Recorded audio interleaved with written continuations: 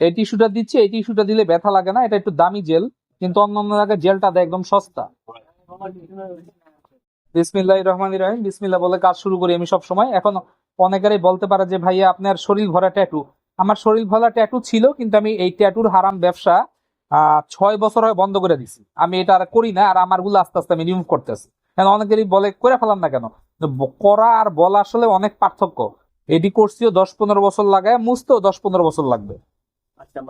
হ্যাঁ হ্যাঁ, মেস্তার মেস্তার ট্রিটমেন্ট বা মেস্তার যে সার্ভিস গুলো, এটা কারো 4টা লাগে, কারো 6টা, কারো 8টা, কারো 12টা, আমি সর্বোচ্চ 36টায় করছি। এর জন্য আমরা কন্টাক্ট দিয়ে দিছি।